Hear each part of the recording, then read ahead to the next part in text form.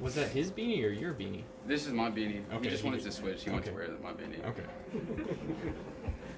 Is there some good luck in that beanie or something? Nah, I just, like, with my hair and stuff, I can't wear my, like, do-rags all the time. So just kind of keep my head warm and keep my hair down a little bit. Brennan, you looking forward to your first trip to West Virginia? Yes, sir. And one of your teammates told you about going out there and playing. They said it's, like, it's a good atmosphere, and they said it's, like, mountains and stuff out there. So, like, it looks good and just, like, feels like a home feeling. Not for us, but, like, I guess for them. And, that the fans are, like crazy drunks. So, like, that's what I've heard. You heard about their tradition of celebrating wins? You know what they do? Do they sing the West Virginia song? Well, there is that, but they take to the streets and burn couches. Oh, I think I have heard something about that, but I didn't know this was a tradition. I thought they just did it because they beat somebody good or something. Brennan, what did you think of Spencer's block on your touchdown play? I didn't even realize it until, like, after, because, like, I'm running the ball, so, like, I see the safety, and, like, he throws the block, and to me, that was just, like, a block, so I just run in. But I didn't even notice it until, like, you put it on the scoreboard, and, like, he does it. On one hand, I love it, but on the second hand, I'm like, never do that again. Like, so, it's, like, mixed feelings, but, you know, I'm glad he's okay. Sorry, did you tell him that? Did you talk to him about it afterwards? Yeah, because sometimes he'll tell me stuff like that too, like whether I'm on punt return and like I'm just trying to like make something or I get hit, it'll be like, don't take an unnecessary hit. So like I kind of had to like pay it back. It wasn't like anything bad. He used his throwing shoulder on that block too. Yeah, I know. But like he does it all the time. Like on the one where he was down there and he just runs number 3 over. I think it was the same guy. Like he ran him over. Like sometimes I'm like, oh, he can do that, but other times I'm like, hey, you gotta realize you're the QB1. Brennan, talk about those punt returns. I remember earlier you told us, it was pretty scary getting back there and catching those. Do you still kind of feel that same way? Not really. After I catch the first one, because like, every kicker kicks it differently, like just spiraling or like how they kick it and like depending on like how the weather is. So usually after the first one, then I'm usually calm because I really know what to expect. Gundy mentioned Saturday and then kind of again today the fact that all the guys healthy coming back at the receiver position, how impactful that's been for the offense. I mean, is that something you've noticed having all those guys back alongside you? Yes, sir, because we can expand the playbook and like do anything we want really. And at practice, I mean, no one's taking like a certain amount of reps. We're all kind of like getting the reps, so that way, if anything happens in the game, knock on wood, that anybody's able to go in, and we have trust in everybody that's on our roster to go in there and perform. So I think it just really helps us as an offense and a receiving core to just like have that trust in each other to just go out there and play. Brennan, you mentioned expanding the playbook. When that happens, a lot of times it means you get to do funky things that you did over the weekend and throwing passes in Texas. Do you relish those opportunities? Yes, sir. You have to, on one hand, like you just have to realize that, they trust you to, everything about trust. So they trust you to go out there and play, and they trust you to go out there and make plays. So when you're out there, whether it's a funky play like a throwback or it's just you getting the ball, then like Coach Gundy always says, offense has everyone blocked up except one. So when you have the ball, you're responsible for making that guy miss and taking care of the ball. So it's just really that whenever you get the ball, like it's not really me making a play, it's me trying to help the team, make plays and do what I can for the offense. Are you guys harder to defend now because of guys being healthy, having more weapons in different areas of the field? Are you guys harder to defend now than you were a month ago? Yes, sir, I think so. Just because, if somebody comes out, there's no drop off. I mean, everyone can play on this roster. So, especially the receiver position, even the freshmen, they're not really freshmen anymore since they have played in games. So the young ones like Jaden Bray, Bryson, Blaine Green, John Paul Richardson, they all come in and contribute. So, I mean, we know what they can do. So when they get on the game, then it's no secret and it's no surprise to us when they get out there and they do make the plays. You weren't a very highly recruited guy, and you said you grew up an OSU fan. Was there a time where you weren't sure that OSU offer was going to come, or were you always thinking that it was eventually going to come? I was always like hoping it would come. I was trying to be like very, very optimistic. And there were some times where I was like, it may not come, but like, at the end of the day, like it happened. So I don't try to dwell on it too much, but yeah, there were some times. How kind of did it come? Like who called you, and what was that moment like? Coach Dunn called me, and like he called me. I was on the way back from Texas. I think I was at a camp, and like he called me. It was like a I don't know hour conversation, and like he like called me, and like I hung up, and I was like I knew I was gonna commit, but I was just like basically just like waiting like nah, I'm not going to. It took me like 3 hours, and I called him back. I was like, yeah, I'm coming. Did he tell you at the beginning of that hour-long conversation or at the end of it?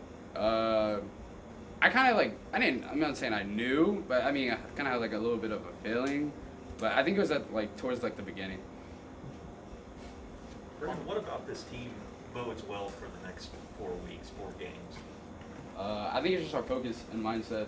I mean, you lose one game, and like, I think when you lose, sometimes it you find out who your team is more than when you win, because you have to kind of deal with adversity and kind of deal with like most of the people on the team and how you guys interact and stuff like that. So I think that loss, I mean, although it sucked, I mean, we came back to practice and we weren't, laying our heads down. We weren't, cherry picking at practice or just like, going half speed or anything. We were out there going full speed, picking each other up, knowing that like everything that we want is still ahead of us. So I think that focus and everything that we do at practice, I think that bodes well for us, and I think that will carry us throughout this whole month of November. How hyped were you in the fourth quarter when you saw some of those third string guys get a few catches, or a guy like CJ Tate, diving for a fourth down ball even though you guys were up by 50? CJ's my dog. I love CJ. So like the fact that he got in, and because we know what these people can do. So it's not in terms of like we're excited. Like we are excited, but we're just excited they're getting the chance and opportunity to show everybody else, because they already show us at practice what they can do each and every day. So people like CJ and JP getting his first touchdown, and Bryson going up to make those catches, they do those all the time at practice. So it's just the fact that they get to come out and show the world what they can do, that I'm just extremely happy and excited for them. Coach Gundy talked about how he thinks this third string group has gotten more reps in practice leading up to this point than other third string groups. How does that show when they're out there on the field? It just shows a lot with the continuity and just the speed of the game. I mean, when they get out there, most of them, like, because we have a great defense, whether it's the 1s, 2s, or 3s. So when they get out there and we play against each other, there's no drop off in terms of the speed. So when they got out there, I don't think there was any hesitation or doubt between them. It was just getting out there and doing the things that they do in practice. Looking at a different spot on the depth chart, Malcolm Rodriguez, a veteran guy, just what stands out to you the most about how he has played this season? Just his relentless and like how in tune he is with everything. I mean, when he's out there and you see him making plays and stuff like that, it just kind of energizes you. And like, cause he does that every single week, and he's a calm guy. He's not like really rowdy or anything. So he just comes into the game with a business attitude, with focus, and he gets out there and he makes plays, and he's consistent. And in this sport, if you're consistently good, then you're great. So I think that's one of the things that makes him great. Braden's a Cowboy back, so I don't know how much you work with him, but how has he improved as a route runner and pass catcher? He catches like, I try to beat him to the jugs after practice, because I know if he gets on the jugs, he's gonna be there all day, and I gotta wait for him to get off the jugs. So he usually catches like 100 or 150 like consecutive jugs after practice every single day. And then after he does that, or before he does that, he'll run routes with Spencer. So I think just his willingness to just get out there, and even after a full practice, just continue to work on the things that he knows he needs to work on, or that he wants to work on. I think that you see it in game. It's not like a shock or anything to anybody. It's just all seeing everything that we do in practice pay off. That's a lot of jugs. Yeah. Oh, jugs? Yeah, I thought you meant jokes. I don't have any yet. That is a lot of jokes. Do you have jokes? I mean, do you want to tell some jokes? There's a chance. I don't think I can tell my jokes here. What do you think of Gundy's Scarecrow outfit? Have you seen that?